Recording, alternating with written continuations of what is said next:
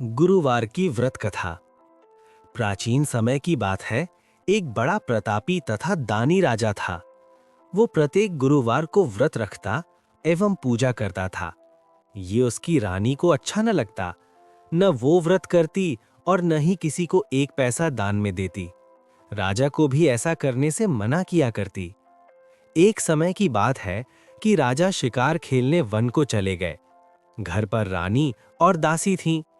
उस समय गुरु बृहस्पति साधु का रूप धारण कर राजा के दरवाजे पर भिक्षा मांगने आए। साधु ने रानी से भिक्षा मांगी तो वो कहने लगी, हे साधु महाराज, मैं इस दान और पुण्य से तंग आ गई हूँ। आप कोई ऐसा उपाय बताएं जिससे ये सारा धन नष्ट हो जाए और मैं आराम से रह सकूं। साधु रूपी बृहस्पति देव ने कहा, हे देवी, तुम बड़ी विचित्र हो। संतान और धन से भी कोई दुखी होता है। अगर तुम्हारे पास धन अधिक है तो इसे शुभ कार्यों में लगाओ, जिससे तुम्हारे दोनों लोग सुधरें। परंतु साधु की इन बातों से रानी खुश नहीं हुई। उसने कहा, मुझे ऐसे धन की आवश्यकता नहीं जिसे मैं दान दूं तथा जिसको संभालने में ही मेरा सारा समय नष्ट हो जाए। साधु ने कहा, यदि तुम्हारी ऐसी इच्छा है तो जैसा मैं तुम्हें बताता हूं तुम वैसा ही करना। बृहस्पतिवार के दिन तुम घर को गोबर से लीपना, अपने केशों को पीली मिट्टी से धोना, केशों को धोते समय स्नान करना, राजा से हजामत बनाने को कहना, भोजन में मांस मदिरा खाना, कपड़ा धोबी के यहाँ धुलने डालना। इस प्रकार 7 बृहस्पतिवार करने से तुम्हारा समस्त धन नष्ट हो जाएगा। इतना कहकर साधु बने बृहस्पति देव अंतर्धान हो गए। साधु के कहे अनुसार करते हुए रानी को केवल 3 बृहस्पतिवार ही बीते थे कि उसकी समस्त धन संपत्ति नष्ट हो गई। भोजन के लिए परिवार तरसने लगा। एक दिन राजा रानी से बोला, हे रानी, तुम यही रहो, मैं दूसरे देश को जाता हूँ, क्योंकि यहाँ पर मुझे सभी जानते हैं, इसलिए मैं कोई छोटा कार्य नहीं कर सकता। ऐसा कहकर राजा परदेश चला गया। वहां वो जंगल से लकड़ी काट कर लाता और शहर में बेचता। इस तरह वो अपना जीवन व्यतीत करने लगा। इधर राजा के बिना रानी और दासी दुखी रहने लगीं। एक समय जब रानी और दासियों को 7 दिन बिना भोजन के रहना पड़ा, तो रानी ने अपनी दासी से कहा, हे दासी, पास ही के नगर में मेरी बहन रहती है। वो बड़ी धनवान है। तू उसके पास जा और कुछ ले आ ताकि थोड़ा बहुत गुजर बसर हो जाए। दासी रानी की बहन के पास गई। उस दिन बृहस्पतिवार था। रानी की बहन उस समय बृहस्पतिवार की कथा सुन रही थी। दासी ने रानी की बहन को अपनी रानी का संदेश दिया, लेकिन रानी की बहन ने कोई उत्तर नहीं दिया। जब दासी को रानी की बहन से कोई उत्तर नहीं मिला तो वो बहुत दुखी हुई। उसे क्रोध भी आया। दासी वापस आकर रानी को सारी बात बता दी। सुनकर रानी ने अपने भाग्य को कोसा। उधर रानी की बहन ने सोचा कि मेरी बहन की दासी आई थी, परंतु मैं उससे नहीं बोली, इससे वो बहुत दुखी हुई होगी। कथा सुनकर और पूजन समाप्त कर वो अपनी बहन के घर गई और कहने लगी, हे बहन, मैं बृहस्पतिवार का व्रत कर रही थी। तुम्हारी दासी गई, परंतु जब तक कथा होती है तब तक न उठते हैं न बोलते हैं, इसीलिए मैं नहीं बोली। कहो, दासी क्यों गई थी? रानी बोली, बहन, हमारे घर अनाज नहीं था। ऐसा कहते कहते रानी की आंखें भर आईं। उसने दासियों समेत भूखा रहने की बात भी अपनी बहन को बता दी। रानी की बहन बोली, बहन देखो, बृहस्पति देव भगवान सबकी मनोकामना पूर्ण करते हैं। देखो, शायद तुम्हारे घर में अनाज रखा हो। ये सुनकर दासी घर के अंदर गई तो वहां उसे एक घड़ा अनाज का भरा मिल गया। उसे बड़ी हैरानी हुई, क्योंकि उसने एक एक बर्तन देख लिया था। उसने बाहर आकर रानी को बताया। दासी रानी से कहने लगी, हे रानी, जब हमको भोजन नहीं मिलता तो हम व्रत ही तो करते हैं, इसलिए क्यों ना इनसे व्रत और कथा की विधि पूछ ली जाए, हम भी व्रत किया करेंगे। दासी के कहने पर रानी ने अपनी बहन से बृहस्पतिवार व्रत के बारे में पूछा। उसकी बहन ने बताया, बृहस्पतिवार के व्रत में चने की दाल और मुनक्का से विष्णु भगवान का पूजन करें, केले की जड़ में तथा दीपक जलाएं, पीला भोजन करें तथा कथा सुनें। इससे गुरु भगवान प्रसन्न होते हैं, मनोकामना पूर्ण करते हैं। व्रत और पूजन की विधि बताकर रानी की बहन अपने घर लौट आई। रानी और दासी दोनों ने निश्चय किया कि बृहस्पति देव भगवान का पूजन जरूर करेंगे। 7 रोज बाद जब बृहस्पतिवार आया तो उन्होंने व्रत रखा। घुड़साल में जाकर चना और गुड़ बीन लाईं तथा उसकी दाल से केले की जड़ तथा विष्णु भगवान का पूजन किया। अब पीला भोजन कहाँ से आए? दोनों बड़ी दुखी हुईं, परंतु उन्होंने व्रत किया था, इसलिए बृहस्पति देव भगवान प्रसन्न थे। एक साधारण व्यक्ति के रूप में वे 2 थालों में सुंदर पीला भोजन लेकर आए और दासी को देकर बोले, हे दासी, ये भोजन तुम्हारे लिए और तुम्हारी रानी के लिए है, इसे तुम दोनों ग्रहण करना। दासी भोजन पाकर बहुत प्रसन्न हुई। उसने रानी को सारी बात बताई। उसके बाद से वे प्रत्येक बृहस्पतिवार को गुरु भगवान का व्रत और पूजन करने लगीं। बृहस्पति भगवान की कृपा से उनके पास धन हो गया, परंतु रानी फिर पहले की तरह आलस्य करने लगी। तब दासी बोली, देखो रानी, तुम पहले भी इस प्रकार आलस्य करती थीं, तुम्हें धन के रखने में कष्ट होता था, इस कारण सभी धन नष्ट हो गए। अब गुरु भगवान की कृपा से धन मिला है तो फिर तुम्हें आलस्य होता है। बड़ी मुसीबतों के बाद हमने ये धन पाया है, इसलिए हमें दान पुण्य करना चाहिए। अब तुम भूखे मनुष्यों को भोजन कराओ, प्याऊ लगवाओ, ब्राह्मणों को दान दो, कुआं तालाब बावड़ी आदि का निर्माण कराओ, मंदिर पाठशाला बनवाकर ज्ञान दान दो, कुंवारी कन्याओं का विवाह करवाओ, अर्थात धन को शुभ कार्यों में खर्च करो, जिससे तुम्हारे कुल का यश बढ़े तथा स्वर्ग प्राप्त हो और पितर प्रसन्न हो। दासी की बात मानकर रानी शुभ कर्म करने लगी। उसका यश फैलने लगा।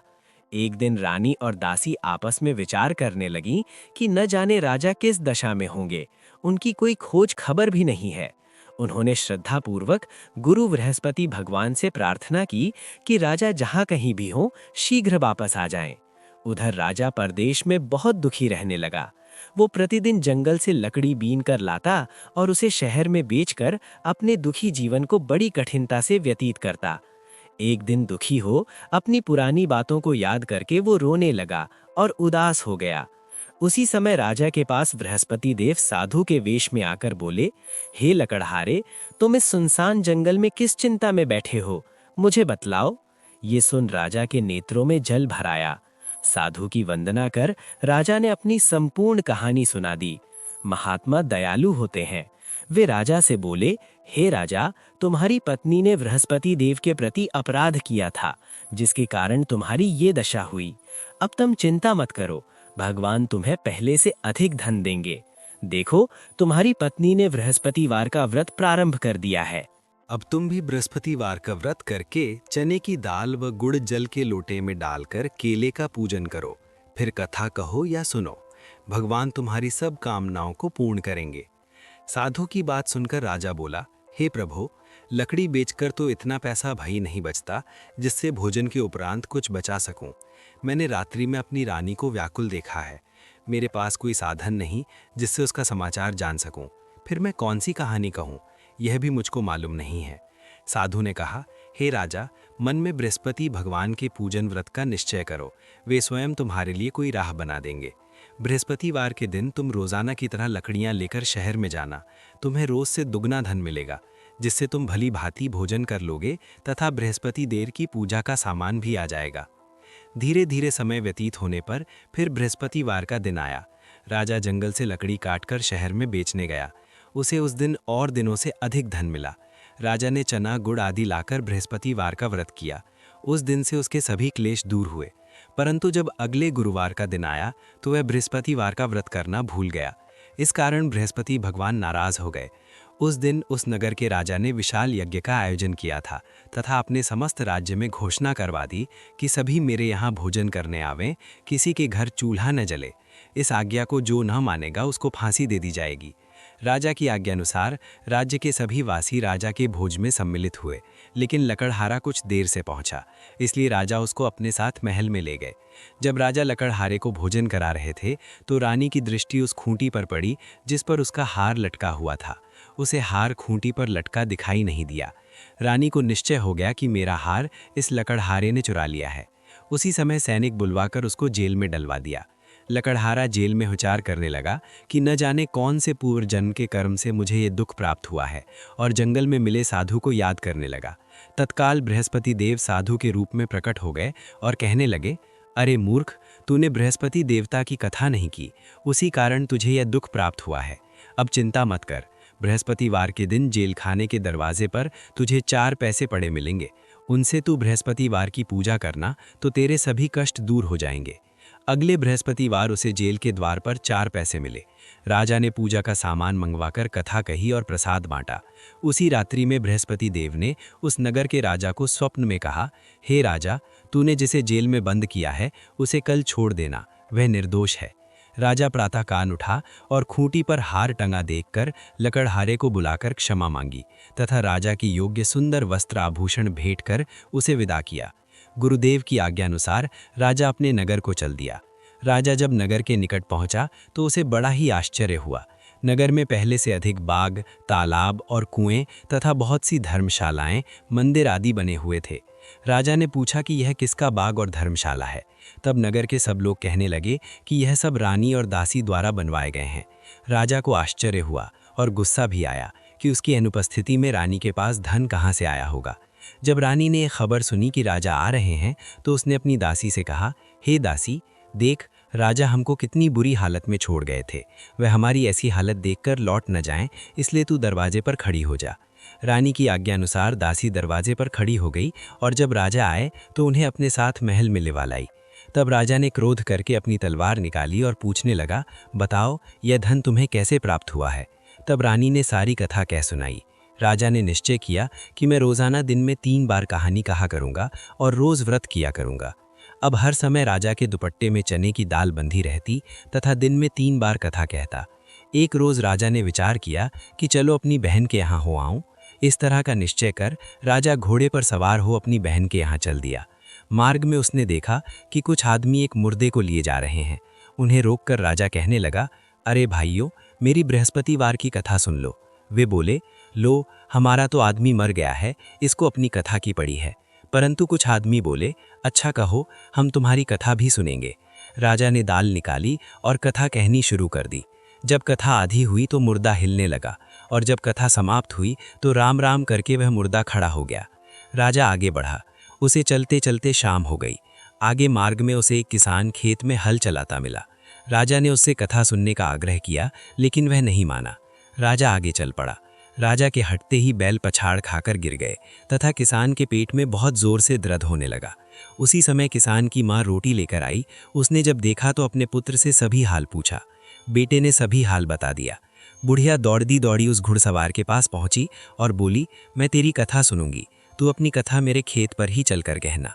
राजा ने लौटकर बुढ़िया के खेत पर जाकर कथा कही, जिसके सुनते ही बैल खड़े हो गए तथा किसान के पेट का दर्द भी बंद हो गया।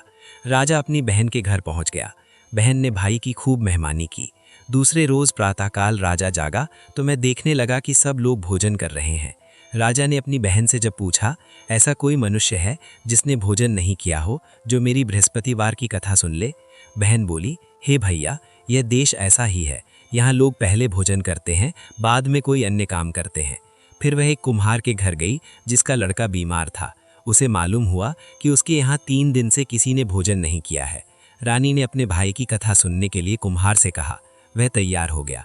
राजा जाकर बृहस्पतिवार की कथा कही, जिसको सुनकर उसका लड़का ठीक हो गया। अब तो राजा की प्रशंसा होने लगी। एक दिन राजा ने अपनी बहन से कहा, हे बहन, मैं अब अपने घर जाऊंगा, तुम भी तैयार हो जाओ। रानी की बहन ने अपनी सास से अपने भाई के साथ जाने की आज्ञा मांगी। सास बोली, हाँ चली जा, मगर अपने लड़कों को मत ले जाना, क्योंकि तेरे भाई के कोई संतान नहीं होती है। बहन ने अपने भाई से कहा, हे भैया, मैं तो चलूंगी, मगर कोई बालक नहीं जाएगा। अपनी बहन को भी छोड़कर दुखी मन से राजा अपने नगर को लौट आया। राजा ने अपनी रानी से सारी कथा बताई और बिना भोजन किए वह शैया पर लेट गया। रानी बोली, हे प्रभु, बृहस्पति देव ने हमें सब कुछ दिया है, वे हमें संतान अवश्य देंगे। उसी रात बृहस्पति देव ने राजा को स्वप्न में कहा, हे राजा, उठ, सभी शोक त्याग दे, तेरी रानी गर्भवती है। राजा को यह जानकर बड़ी खुशी हुई। 9वें महीने रानी के गर्भ से एक सुंदर पुत्र पैदा हुआ। तब राजा बोला, हे रानी, स्त्री बिना भोजन के रह सकती है, परंतु बिना कहे नहीं रह सकती। जब मेरी बहन आए तो तुम उससे कुछ मत कहना। रानी ने हाँ कर दी। जब राजा की बहन ने यह शुभ समाचार सुना तो वह बहुत खुश हुई तथा बधाई लेकर अपने भाई के यहाँ आई। रानी ने तब उसे आने का उलाहना दिया। जब भाई अपने साथ ला रहे थे तब टाल गई, उनके साथ न आई और आज अपने आप ही भागी भागी बिना बुलाए आ गई। तो राजा की बहन बोली, भाई मैं इस प्रकार न कहती तो तुम्हारे घर औलाद कैसे होती। बृहस्पति देव सभी कामनाएं पूर्ण करते हैं।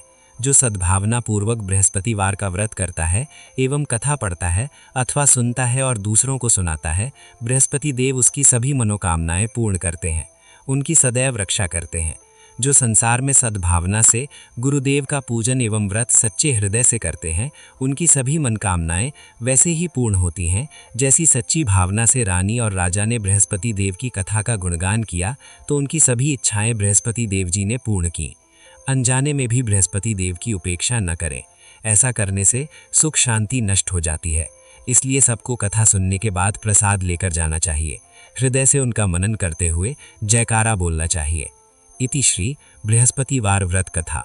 इसी प्रकार की धार्मिक कथाएं सुनने के लिए हमारे चैनल को सब्सक्राइब करें, साथ ही वीडियो को लाइक करें, अपने दोस्तों रिश्तेदारों को शेयर करें और कमेंट में जय श्री कृष्ण ज़रूर लिखें।